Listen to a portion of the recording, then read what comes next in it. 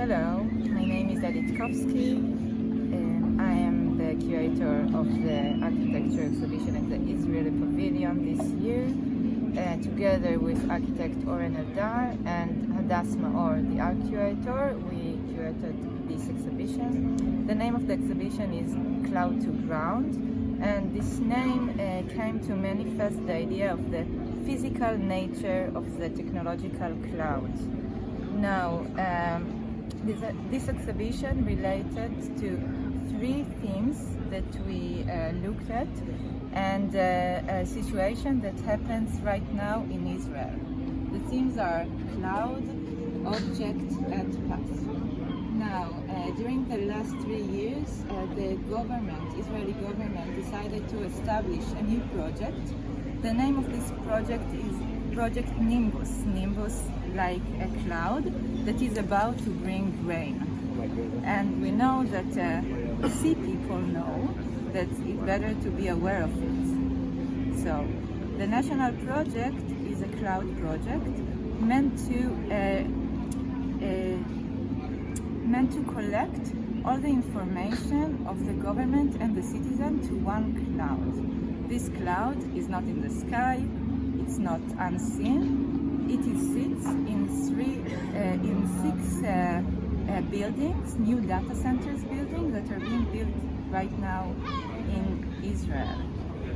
The Seal Pavilion actually relates to this idea of very closed building with opaque facade in a way that people don't notice them at all. They meant to be unfamiliar or not interesting, but actually inside they are very important and very strategic. So this time, like a cloud, like a data center that we are the people, actually all of our information is inside, but we cannot step in. Also, the exhibition ground, the Israeli ground for this pavilion, is not for us, it's not for audience, and we cannot step into it.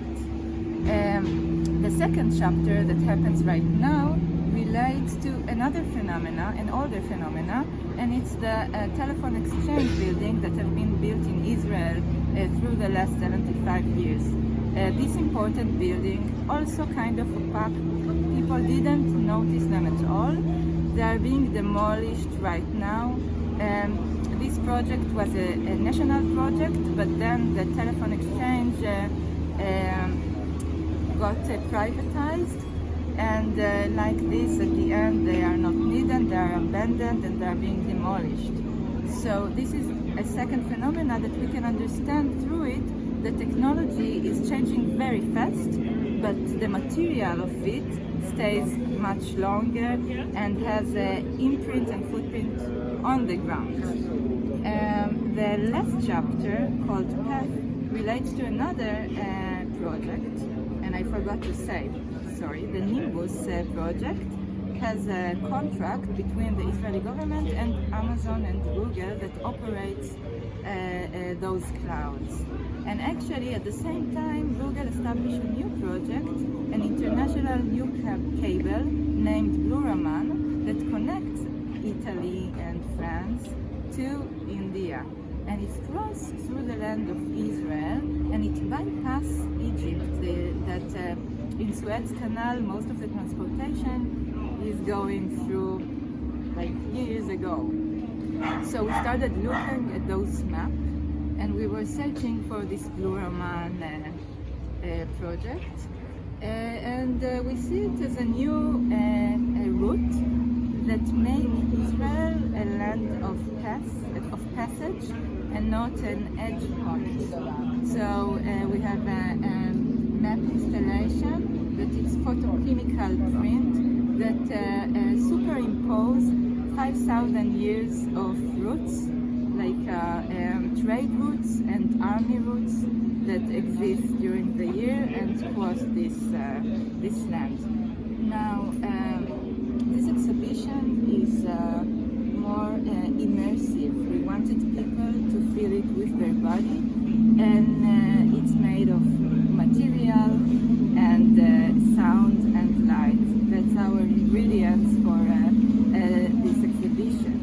So It starts with the sealed facade, that people that know this pavilion very well know what is the usual look of it, and it is closed, you cannot reach it, you have to cycle it, and while you are going you can hear a noise of inside vibrating building, like a breathing building, and if you will come closer to it you could feel a vibration of it. So after circling this facade and going into the backyard, you will meet sculptures, and the sculptures are also hollowed. They're in scale 1 to 50, and it is 5 samples for a telephone exchange building that have been built in Israel during the last 50 years. All those buildings are empty right now and will be demolished soon. And in collaboration with a sound artist named Daniel Meir, we went to different buildings for tens of them, and we sampled the sound of their interiors, of their spaces. We measured the echo of each building, and actually what you hear is the resonance of those buildings, and the sound is coming inside from each sculpture, and they kind of create harmony in between them.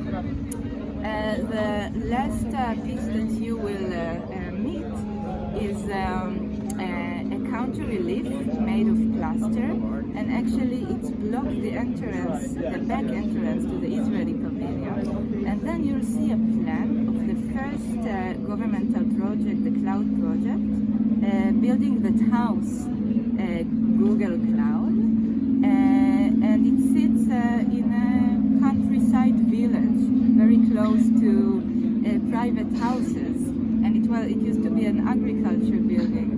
So actually, oddly enough, this plan is very similar to the Israeli pavilion plan that planned by Zev Rechter in 52. So this relation also in the not in the size, but in the look of the plans, made us thought about like the relation between the pavilion, the national pavilion itself, and the national